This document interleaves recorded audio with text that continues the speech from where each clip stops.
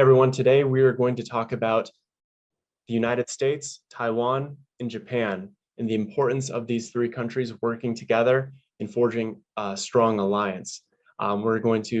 This conversation is going to take place between an American and a Taiwanese. So we hope that you all enjoy. First off, let me introduce myself. My name is Matt Noyes. I'm an American from New Hampshire.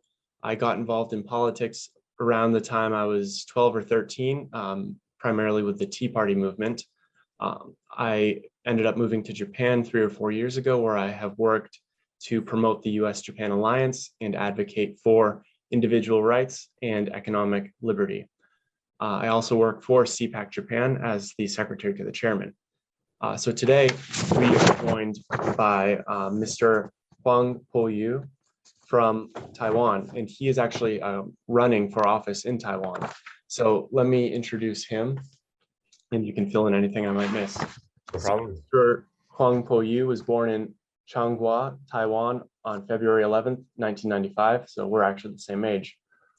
He's doing better than I am, of course. Yeah. He served as an aide of the legislature and an aide to National Assembly candidate for Taipei City's 3rd District, Mr. Enoch Wu's 2020 election. And he is currently a candidate for the Changhua 1st District. He is running on the Democratic Progressive Party ticket, and his election is coming up soon, if I'm not mistaken. No, it cannot be more true. When is your election? What was it? When is your election? 26th of November. Okay. End of this year. Yeah. So anybody who's watching this who lives in Changhua, please show up and vote. It's important to support good candidates. Thank you. Did I miss anything in your overview? No, sounds good. Cool. Well, this interview is going to be 3 parts mainly. First, we're going to talk about Taiwan, what's going on inside Taiwan, how do Taiwanese people think about the US and Japan. Then next, we will talk about the US and Japan and what those 2 countries think of Taiwan. And then lastly, we'll have more of a free-form casual conversation. So first off, we are going to discuss Taiwan. So I have a few questions for you. What are the current problems facing Taiwanese society right now domestically? So I would say probably COVID is probably the toughest problem that we're facing at the moment. So unlike most of the countries around the world that have been through COVID, Taiwan has really been in isolation right after when the COVID broke out. So the country is really completely cut off. The borders, we have completely cut off our borders from the rest of the world for at least 1 or 2 years. And it's really up until like a couple months ago that we've been gradually opening up our borders. And so now the population is facing a moment of transition where we're moving from isolation to coexistence. Mm-hmm. And that's something that the people have to really grasp.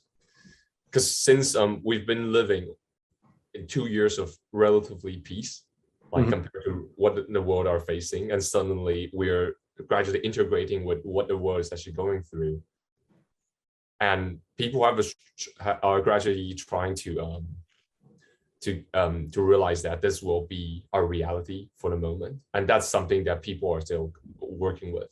And also what the government is trying to convince the people that this will be what we'll be seeing ahead. Yeah. It's similar in Japan, where the borders are still pretty much closed. Yeah. I think that's going to be a big challenge for a lot of East Asian countries. Right. So also I was wondering, so all Taiwanese are aware of mainland China, obviously, right? Of course, yeah. Of course. So I was wondering, what sort of people tend to be more sympathetic towards the government on the mainland? Like what does the average Taiwanese think of mainland China, and then the people who are more friendly towards the mainland Chinese government? Like what type of people are those? Okay, there are a couple questions which you just asked. Start with just one, maybe. I'll probably start with the one on what are the kind of people that will be more sympathetic with the mainland government. So probably. So traditionally, people who are obviously who say the history of after 1945 and because of the Chinese Civil War, so there are refugees from the mainland who immigrated to Taiwan.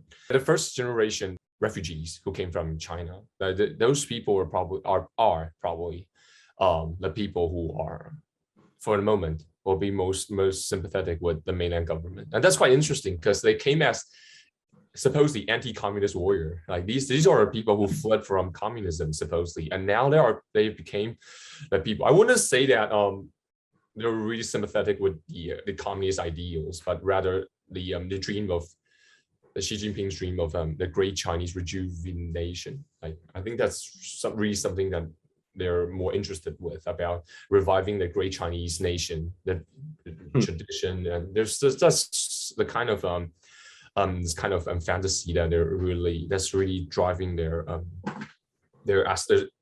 aspiration towards China. But as time go by,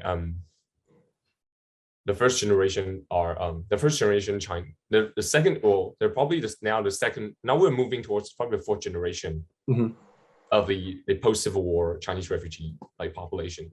So most people are gradually integrating into the current Taiwanese society. So their attachment towards the mainland aren't as strong as probably their grandparents. So that's sentiment is dropping, but it still exists, but it doesn't exist as strong. But when you speak up, but there are still probably 30%. Sorry, they're probably 30 to 40%. I would probably say 30% of the population still held.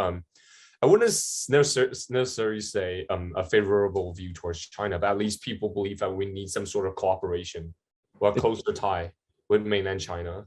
And the idea is not. I don't think the idea is really about. I don't think you could really characterize as holding a favorable view towards China, but rather that it's an inevitability that at one point, if two regions at one point are going to become one, why don't we just build up a cordial relationship instead of having a hostile one? I think it's more strategic than it's more how do I put it? It's more cultural, if that makes sense. Right. Yeah, it's not that people believe that we are really one people, but rather that this is just going to happen sooner or later. Why don't we just try to ease the tension? I think it has to do with traditional East Asian culture that at one point, if you have to face the inevitability, why don't you just, rather than fight the because there's this idea, there's this Chinese culture that everything is sort of planned. Nations rise and fall. The romance of three kingdoms. Nations rise and fall. Nations break apart and comes together. So after 1945, if you apply the cultural implication, the nations falls apart around that point, a period of time. And now probably as China is rising again, nations are coming together. So if we're moving towards this direction, so why don't we just embrace it instead of fighting against it? But you have to understand, Mongolia broke away after 1911, and it made it permanently after 1924. So these things are whether it is still applicable today, it's questionable. Yeah.